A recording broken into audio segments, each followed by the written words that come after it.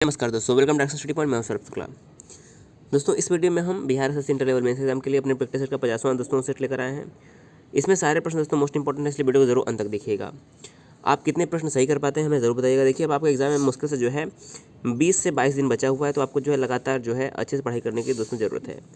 इसकी पीडीएफ आपको हमारे टेलीग्राम से मिल जाएगी, तो टेलीग्राम पर जाकर दोस्तों जो है आप इस वीडियो की पीडीएफ जो है डाउनलोड कर पाएंगे। दोस्तों, इससे पहले आपके लिए दोस्तों एक बहुत अच्छी खबर है, खुशखबरी आप कह सकते हैं। देखिए दोस्तों, आपका एग्ज़ाम होना है 12 दिसंबर को, और दोस्तों आपके एग्ज़ाम में जो जीएस वाला पार्ट होता है वो बिहार एसआई का जो सिलेबस है, देखिए जो बिहार एसआई मेंस का सिलेबस है और आपका जो सिलेबस है उसमें जो जीएस वाला पार्ट होता है वो दोस्तों जो है सिलेबस आपका कॉमन है। तो आपके लिए दोस्तों अच्छी बात यह है कि बीपीएससी के 3 जो है फुल लेंथ टेस्ट दोस्तों जो है अनअकैडमी पर आपको मिलने वाले हैं। 8 नवंबर को दोस्तों एक बीत चुका है, दूसरा दोस्तों आने वाला है 22 नवंबर को, और एक होगा 29 नवंबर को। तो दोस्तों जो 22 नवंबर वाला टेस्ट है और 29 नवंबर वाला टेस्ट है, इसको आप ज़रूर लीजिएगा। इसमें आपको एक टेस्ट में 150 प्रश्न जीएस के मिलने वाले हैं, दूसरे में 150, यानी कि आपको सब मिला के 300 प्रश्न यहाँ से हो जाएंगे। और इसके अलावा 22 और 29 नवंबर को जो है बिहार एसआई का भी टेस्ट सीरीज होने वाला है, तो आप इसको भी दोस्तों जो है ज़रूर सॉल्व करिएगा। दोस्तों इससे आपके एग्जाम में दोस्तों जो है बहुत ज़्यादा हेल्प होगा, और जो है आप जो है अपना जो है इसमें टेस्ट कर पाएंगे आपकी तैयारी कितनी मजबूत है। क्योंकि जब आप अपने लेवल से बड़े एग्जाम के बारे में दोस्तों जब क्वेश्चन देखेंगे तो जो आपका एग्जाम है उसकी प्रिपरेशन जो है काफ़ी अच्छी हो जाएगी। तो दोस्तों हम आपको अनअकैडमी का लिंक भी दोस्तों जो है डिस्क्रिप्शन प्रोवाइड करा देंगे, तो जो वहाँ जाकर आप इनरोल जरूर कर लीजिएगा और इस टेस्ट को जरूर करिएगा। इससे जो है आपका एग्जाम में काफ़ी जो है बेनिफिट होगा। तो आइए शुरू करते हैं। देखिए हमारा पहला प्रश्न क्या है, निम्न में से कौन मानव गुर्दे का सामान्य कार्य नहीं है, यानी कि जो हमारी किडनी होती है मानव किडनी, उसका एक सामान्य कार्य क्या नहीं है। देखिए पहला दिया हुआ है कि रक्त में जल की मात्रा का नियंत्रण करना इसका कार्य है। यूरिया को छानकर बाहर निकालना ये भी जो है गुर्दे का कार्य है। कई हार्मोनों का श्रवण करना ये भी इसका कार्य है। लेकिन रक्त में शर्करा की मात्रा का जो नियंत्रण है यह कार्य गुर्दे का नहीं है। तो यहाँ पर अगर आपने डी चुना है तो आपका जवाब सही हो जाएगा। देखिए सारे प्रश्न काफ़ी अच्छे आपके लेवल के मिलेंगे, मेंस एग्जाम के लेवल के। तो वीडियो में दोस्तों जो है अंत तक बने रहिएगा। अगर वीडियो पसंद आता है तो उसको शेयर जरूर करिएगा। दूसरा प्रश्न देखिए क्या है, दूसरा प्रश्न है कि दक्षिण भारत में अवस्थित एकमात्र महाजनपद निम्नलिखित में से कौन सा है। तो देखिए 16 महाजनपद से आपके प्रश्न जरूर बनते हैं। तो इसमें पूछा गया कि दक्षिण भारत में एकमात्र अवस्थित महाजनपद कौन सा है, तो इस प्रश्न का हमारा सही उत्तर हो जाएगा अस्मक। देखिए जो अस्मक हो जाएगा ये एकमात्र ऐसा महाजनपद है जो कि दक्षिण भारत में स्थित है। बात रही कि अस्मक की राजधानी क्या थी, तो अस्मक की राजधानी जो थी वो थी पोतन या फिर पोटली। यह कहाँ पर स्थित है, गोदावरी नदी के यानी कि तट पर जो है, ये गोदावरी तट पर है और यह दक्षिण भारत में स्थित एकमात्र महाजनपद है। अवंती की बात करें तो अवंती की राजधानी कहाँ पर है, अवंती की राजधानी है उज्जैन। उज्जैन कहाँ पर पड़ता है, उज्जैन जो पड़ता है मध्य प्रदेश में। अवंती की राजधानी उज्जैन या फिर माहिष्मती है। कंबोज की बात करें तो कंबोज की राजधानी जो थी वो हाटक थी, और यह कहाँ पर स्थित है, तो राजौरी में जो है यह स्थित है एवं हजारा में। इसके अलावा कुरु का राजधानी इंद्रप्रस्थ है, और यह वर्तमान के दिल्ली, मेरठ और हरियाणा के कुछ भाग में जो है इसका क्षेत्र आता है। तीसरा प्रश्न हमारा है, किस भारतीय अधिनियम द्वारा पहली बार मुस्लिम समुदाय के लिए पृथक निर्वाचन मंडल की सुविधा प्रदान की गई। तो ये प्रश्न आपके लिए काफ़ी इंपॉर्टेंट है। तो देखिए पहली बार जो है 1909 में मुस्लिम समुदाय के लिए जो है पृथक निर्वाचन मंडल की जो है स्थापना की गई। कब, 1909 में, और इसे मार्ले मिंटो सुधार के नाम से भी जाना जाता है। सी ऑप्शन यहाँ पर करेक्ट हो जाएगा। अगला देखिए चौथा प्रश्न क्या है, भारतीय संविधान के किस भाग में कल्याणकारी राज्य की स्थापना की बात कही गई, यानी कि वेलफेयर स्टेट की बात किसमें की गई है, तो इस प्रश्न का उत्तर हो जाएगा भाग 4। देखिए जो हमारा भाग 4 है वह राज्य के नीति निर्देशक सिद्धांत यानी कि directive principles of state policy यानी कि डीपीएसपी से संबंधित है। और भाग 4 में ये 36 से 51 तक आता है, और यह लोक कल्याणकारी राज्य की स्थापना की जो है बात करता है। डी करेक्ट हो जाएगा, और ये जो है आयरलैंड के संविधान से लिया गया है। पांचवा प्रश्न है, किस संविधान संशोधन द्वारा आंतरिक अशांति को हटाकर उसके स्थान पर जो है सशस्त्र विद्रोह जो है इस शब्द को डाला गया था। तो पांचवें प्रश्न का सही उत्तर हो जाएगा ऑप्शन नंबर बी, 44वां संविधान संशोधन, जो कि 1978 में हुआ था। इसके तहत जो राष्ट्रीय आपातकाल के लिए जो प्रावधान होते हैं उसमें आंतरिक अशांति को हटाकर जो है सशस्त्र विद्रोह शब्द जो है इसका प्रयोग जो है रखा गया। तो ऑप्शन नंबर बी यहाँ पर सही हो जाएगा। छठा प्रश्न हमारा है कि निम्न में से किस संशोधन के अंतर्गत भारत के संविधान की 8वीं अनुसूची में 4 भाषाएं जोड़ी गई, जिससे उनकी संख्या बढ़कर 22 हो गई। तो देखिए दोस्तों ये जोड़ा गया था 92वें संविधान संशोधन 2003 के द्वारा, और इसमें कौन कौन सी भाषाएं जोड़ी गई, तो आप नाम याद रखिएगा, बोडो, डोंगरी, मैथिली और संथाली, 4 भाषाओं को जोड़ा गया जिससे भाषाएं जो है बढ़कर 22 हो गई। बोडो, डोंगरी, मैथिली और संथाली। अगला प्रश्न है 7वां, न्यूटन पर मीटर स्क्वायर किसका सही मात्रक है? न्यूटन पर मीटर स्क्वायर किसका सही मात्रक है? तो देखिए सही आंसर हो जाएगा हमारा, ये हो जाएगा दाब का मात्रक। देखिए दाब का सूत्र क्या होता है? दाब बराबर होता है बल बटे क्षेत्रफल। तो बल का मात्रक न्यूटन हो गया, क्षेत्रफल का मात्रक मीटर स्क्वायर हो गया। आप ऐसे भी निकाल सकते हैं। 8वां प्रश्न देखिए क्या है, जैविक सिस्टम में रासायनिक क्रिया की प्रक्रिया को तेज करने में उत्तरदायी कौन होता है? तो जैविक प्रक्रिया में जो है रासायनिक क्रिया की प्रक्रिया को तेज करने के लिए एंजाइम जो है उत्तरदायी होते हैं। सही आंसर क्या हो जाएगा? एंजाइम जो है इसके लिए उत्तरदायी होते हैं। 9वां प्रश्न कि विटामिन क्या होते हैं? तो सही आंसर क्या हो जाएगा? देखिए विटामिन जो होते हैं वह कार्बनिक यौगिक होते हैं। क्या होते हैं? कार्बनिक यौगिक होते हैं। अगला प्रश्न है 10वां प्रश्न, 61वें संविधान संशोधन अधिनियम द्वारा मतदान करने की आयु 21 वर्ष से घटाकर 18 वर्ष कर दी गई। यह किस प्रधानमंत्री के कार्यकाल में संशोधन हुआ? तो ये संशोधन हुआ था राजीव गांधी के कार्यकाल में। सही आंसर क्या हो जाएगा? ये संशोधन हुआ था राजीव गांधी के काल में। अगला प्रश्न 11 नंबर, निम्न में से संथाल विद्रोह कब प्रारंभ हुआ था? तो संथाल विद्रोह की हम बात करें तो 1855-56 में जो है संथाल विद्रोह का प्रारंभ हुआ था। सही आंसर क्या हो जाएगा? ऑप्शन नंबर डी, 1855-56 में जो है संथाल विद्रोह प्रारंभ हुआ था। 12वां प्रश्न है, भारतीय व्यापार में ईस्ट इंडिया कंपनी का एकाधिकार समाप्त किया गया कब? तो भारतीय व्यापार में ईस्ट इंडिया कंपनी का जो व्यापार था वह 1813 का जो चार्टर एक्ट लाया गया। 1813 के चार्टर के तहत जो है British India east India company का जो है भारत में ब्रिटिश जो है एकाधिकार, व्यापारिक एकाधिकार समाप्त कर दिया गया। तो ऑप्शन नंबर बी यहाँ पर सही है।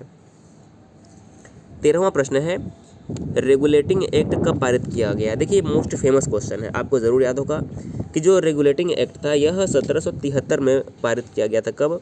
1773 में रेगुलेटिंग एक्ट जो है पारित किया गया था। इसके तहत बंगाल के गवर्नर को जो है बंगाल का गवर्नर जनरल जो है भारत का गवर्नर जो है बना दिया गया था। और पहले गवर्नर कौन बने थे भारत के? Warren Hastings. 14वां प्रश्न है, भारत के प्रथम वायसराय निम्नलिखित में से कौन थे? तो देखिए 1858 का जब भारत शासन अधिनियम आया तो उसके तहत भारत में वायसराय के पद का सृजन किया गया और लॉर्ड कैनिंग जो है भारत के पहले वायसराय बने।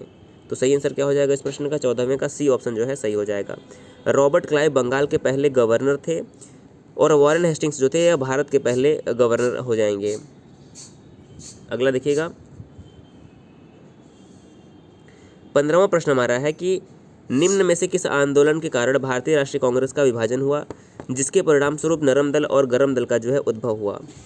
तो इस प्रश्न का सही आंसर हो जाएगा, देखिए जो स्वदेशी आंदोलन हुआ था, स्वदेशी आंदोलन के बाद ही जो है कांग्रेस का विभाजन हुआ था। कब? 1907 के सूरत अधिवेशन में। सूरत अधिवेशन में कांग्रेस गरम दल और नरम दल में बट गया और 1916 में जो है लखनऊ में जो अधिवेशन हुआ इसमें कांग्रेस का फिर से जो है एकीकरण भी हो गया था। तो दोनों बात आप याद रखिएगा। भारत छोड़ो आंदोलन 1942 में हुआ था, असहयोग आंदोलन 1920 में शुरू हुआ था, सविनय अवज्ञा आंदोलन 1930 में शुरू हुआ था और स्वदेशी आंदोलन लगभग जो है 1905 के आसपास में जो है शुरू हुआ था। 16वां प्रश्न है, राष्ट्रीय कृषि और ग्रामीण विकास बैंक यानी कि NABARD, national bank for agricultural and rural development जो है इसकी स्थापना कब हुई थी? तो नाबार्ड की स्थापना हुई थी 12 जुलाई 1982 को। सही आंसर क्या हो जाएगा 16वें का? 12 जुलाई 1982 को। अगला प्रश्न है 17वां प्रश्न, निम्न में से किस वेदों में यज्ञों के नियम एवं विधि विधानों के संकलन के साथ साथ बलिदान विधि का वर्णन किया गया है? तो देखिए जहाँ पर भी यज्ञ की बात आए तो वहाँ पर आपका सही आंसर हो जाएगा यजुर्वेद। यजुर्वेद में जो है यज्ञ विधानों का ही वर्णन किया गया है। तो ऑप्शन नंबर यहाँ पर ए जो है 17वें का करेक्ट हो जाएगा। देखिए एक बात याद रखिए कि यजुर्वेद जो है 2 भागों में विभाजित है। पहला है शुक्ल यजुर्वेद और कृष्ण यजुर्वेद। ये एक ऐसा वेद है जो कि गद्य और पद्य दोनों में लिखा गया है। तो यह चंपू शैली में लिखा गया है। ऑप्शन नंबर ए यहाँ पर आप याद रखिएगा। 18वां प्रश्न है, भारतीय राज्यों पर अंग्रेजी प्रभुत्व स्थापित करने के लिए किसने प्रशासन में सहायक संधि प्रणाली का सूत्रपात किया? तो सहायक संधि जो प्रणाली था इसका सूत्रपात किया था लॉर्ड वेलेजली ने। किसने? लॉर्ड वेलेजली ने। ऑप्शन नंबर बी यहाँ पर जो है सही हो जाएगा, लॉर्ड वेलेजली। लॉर्ड कर्जन के समय में जो है 1905 में बंगाल का विभाजन हुआ था, ये भी याद रखिएगा। अगला प्रश्न है 19वां, हवा में परागण यानी कि पोलिनेशन को क्या कहा जाता है? तो जो हवा में परागण होता है उसे एनीमोफिली कहा जाता है। क्या कहा जाता है? एनीमोफिली। ऑप्शन नंबर 20 प्रश्न का सही उत्तर हो जाएगा। अगला है 20 नंबर प्रश्न, मानक समय रेखा एवं कर्क रेखा आपस में एक दूसरे को किस राज्य में काट रही है? देखिए भारत का मानक समय रेखा कितने अक्षांश पर, देखिए कितने डिग्री पर है, तो आप याद रखिएगा 82.5 डिग्री पर जो है हमारा मानक समय रेखा है, इंडियन स्टैंडर्ड टाइम जिसे हम IST कहते हैं। और जो कर्क रेखा होती है वो 23.5 डिग्री नॉर्थ होती है। तो ये दोनों जो काटते हैं वो काटते हैं छत्तीसगढ़ में एक दूसरे को काटते हैं। 20वें प्रश्न का सी ऑप्शन करेक्ट हो जाएगा। 21 नंबर प्रश्न है, 1924 में इंडियन नेशनल कांग्रेस का अधिवेशन कहाँ पर आयोजित हुआ था? देखिए ये मोस्ट इंपॉर्टेंट प्रश्न है। 1924 में जो भारतीय राष्ट्रीय कांग्रेस का अधिवेशन हुआ था वह बेलगांव में हुआ था। और बेलगांव के अध्यक्ष कौन बने थे ये इंपॉर्टेंट है, तो महात्मा गांधी जो थे बेलगांव अधिवेशन में अध्यक्ष चुने गए थे। और महात्मा गांधी ने जो है एकमात्र किस अधिवेशन में अध्यक्षता की थी, तो वो हो जाएगा बेलगांव अधिवेशन। तो ये प्रश्न काफ़ी इंपॉर्टेंट है, ये यहाँ पर करेक्ट हो जाएगा। 22वां प्रश्न है, ब्लू माउंटेन पर्वत शिखर भारत के किस राज्य में स्थित है? तो जो ब्लू माउंटेन पर्वत शिखर है ये भारत के मिजोरम राज्य में स्थित है। कहाँ पर? मिजोरम में। और मिजोरम की राजधानी क्या है? तो मिजोरम की राजधानी जो है आइजोल है, याद रखिएगा। मणिपुर की इम्फाल, असम की दिसपुर, मध्य प्रदेश की भोपाल। अगला प्रश्न है 23 नंबर प्रश्न, भारत में पहली आर्थिक जनगणना कब की गई थी? तो भारत में जो पहली आर्थिक गणना हुई थी यह कब हुई थी? 23वें प्रश्न का सही आंसर हो जाएगा सी। 1977 में जो है भारत में पहली आर्थिक गणना हुई थी। सी ऑप्शन यहाँ पर सही हो जाएगा। 24 नंबर प्रश्न है, भारतीय संविधान के किस भाग में केंद्र राज्य विधायी संबंध दिए गए हैं? तो यदि हम केंद्र राज्य विधायी संबंध की बात करें तो ये दिया गया है भाग 11 में। किसमें दिया गया है? भाग 11 जो है इस प्रश्न का सही उत्तर हमारा हो जाएगा। अगला प्रश्न है 25 नंबर प्रश्न, भारतीय संविधान का अनुच्छेद 249 किससे संबंधित है? तो जो भारतीय संविधान का अनुच्छेद 249 है उसका संबंध है राज्य सूची के विषयों के संबंध में संसद की विधायी शक्तियों से। किससे?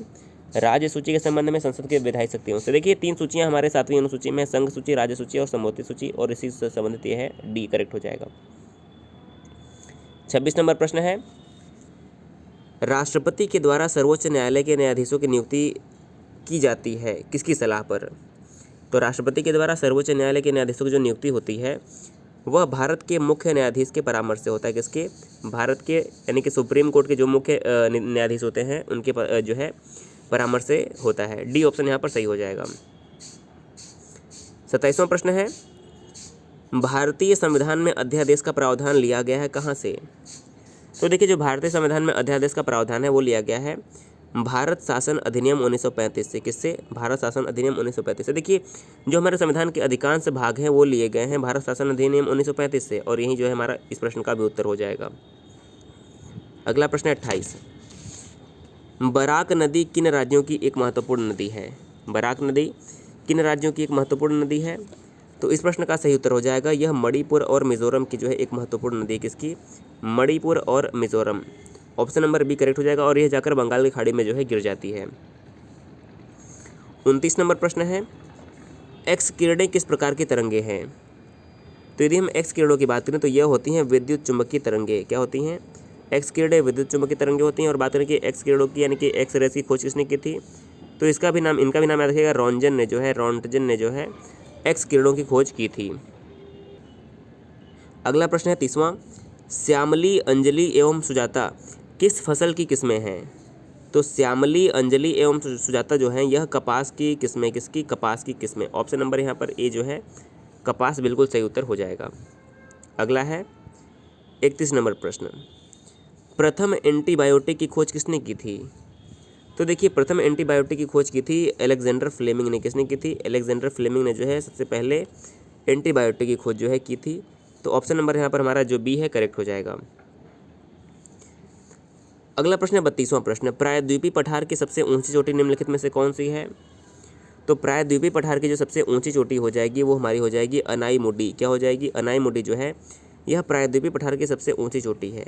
ए ऑप्शन जो है सही उत्तर हो जाएगा। 33वां प्रश्न है, निम्न में से कौन सा मिलान गलत है? तो आपको इसमें से गलत मिलान जो है पहचानना है। तो देखिए पहला है, शुंग वंश के संस्थापक पुष्यमित्र शुंग थे, बिल्कुल सही है।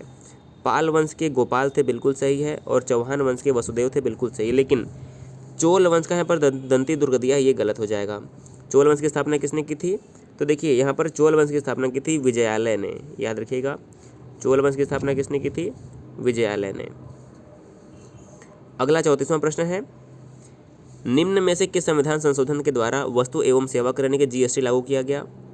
तो देखिए जो जीएसटी था यह लाया गया था 101वें संविधान संशोधन के द्वारा, और यह लागू कब हुआ था? तो आप याद रखिए 1 जुलाई 2017 को जो है 1 जुलाई 2017 को हमारे देश में जीएसटी लागू हुआ था, और इसीलिए 1 जुलाई को जो है जीएसटी डे के रूप में भी मनाया जाता है। तो इस प्रश्न का ऑप्शन नंबर बी करेक्ट हो जाएगा। और यह प्रस्ताव किसके द्वारा लाया गया था? तो अरुण जेटली जो है उस समय देश के वित्त मंत्री थे। ऑप्शन नंबर बी यहाँ पर करेक्ट हो जाएगा। 35वां प्रश्न है, कांगेर राष्ट्रीय उद्यान निम्न में से किस राज्य में स्थित है? तो कांगेर राष्ट्रीय उद्यान कहाँ पर स्थित है? सही आंसर हो जाएगा छत्तीसगढ़ में। छत्तीसगढ़ यहाँ पर हमारा सी जो है करेक्ट आंसर हो जाएगा। अगला प्रश्न है 36वां प्रश्न, वह कौन सी जगह थी जहाँ अखिल भारतीय किसान सभा का अधिवेशन सहजानंद सरस्वती द्वारा जो है किया गया था? तो देखिए अखिल भारतीय किसान सभा का जो अधिवेशन है सहजानंद सरस्वती द्वारा जो है यह लखनऊ में किया गया था। सी ऑप्शन यहाँ पर जो है लखनऊ करेक्ट आंसर हो जाएगा। अगला प्रश्न है 37 नंबर प्रश्न है, निम्न में से चौरी चौरा कांड की वास्तविक तिथि क्या है? निम्नलिखित में से चौरी चौरा कांड की वास्तविक तिथि क्या है? तो इस प्रश्न का सही आंसर हो जाएगा ऑप्शन नंबर बी 5 फरवरी 1922 को जो है चौरी चौरा कांड हुआ था, और इसी के बाद जो है महात्मा गांधी ने जो है असहयोग आंदोलन को वापस ले लिया था। देखिए उत्तर प्रदेश के गोरखपुर के पास जो है एक चौरी चौरा नामक स्थान है, वहाँ पर जो है स्वतंत्रता संग्राम वाले स्वतंत्रता सेनानियों द्वारा जो है एक पुलिस चौकी में आग लगा दी गई थी। इसी के बाद जो है महात्मा गांधी ने असहयोग आंदोलन जो है वापस ले लिया था। अगला प्रश्न है 38वां, भारत की सबसे बड़ी बहुउद्देशीय परियोजना कौन सी है? तो देखिए भारत की जो सबसे बड़ी बहुउद्देशीय परियोजना है वो हो जाएगा भाखड़ा नांगल परियोजना। क्या हो जाएगा? भाखड़ा नांगल परियोजना। ये भारत की सबसे बड़ी बहुउद्देशीय परियोजना है। अगला देखिए 39वां प्रश्न, भारत और श्रीलंका के बीच अवस्थित है क्या? पाक जल संधि। बिल्कुल से देखिए पाक जल संधि जिसे हम पाक वाटर स्टेट कहते हैं ये भारत और श्रीलंका के बीच में है। इसके अलावा मन्नार की खाड़ी जो है भारत और श्रीलंका के बीच में। तो 2, 1 और 3 जो है हमारा यहाँ पर करेक्ट आंसर हो जाएगा। तो देखिए सही आंसर क्या हो जाएगा? केवल 1 और 3 यानी कि सी ऑप्शन जो है हमारा यहाँ पर सही हो जाएगा। अगला प्रश्न है 40वां और आज का हमारा अंतिम प्रश्न ये है, इलाहाबाद का अशोक स्तंभ अभिलेख निम्न में से किसके काल के बारे में सूचना प्रदान करता है? तो जो इलाहाबाद का अशोक स्तंभ अभिलेख है यह समुद्रगुप्त के बारे में जो है जानकारी प्रदान करता है। ऑप्शन नंबर डी समुद्रगुप्त यहाँ पर करेक्ट हो जाएगा। तो दोस्तों इस वीडियो में हमने 40 प्रश्न देखे जो कि मोस्ट इंपॉर्टेंट थे। आपने कितने सही किए ज़रूर बताइएगा, क्योंकि अब आपके एग्जाम में बहुत अधिक समय नहीं बचा हुआ है, इसलिए वीडियो को ज़रूर शेयर करिएगा। वीडियो कैसा लगा हमें कमेंट करके ज़रूर बताइएगा। वीडियो देखने के लिए बहुत बहुत धन्यवाद।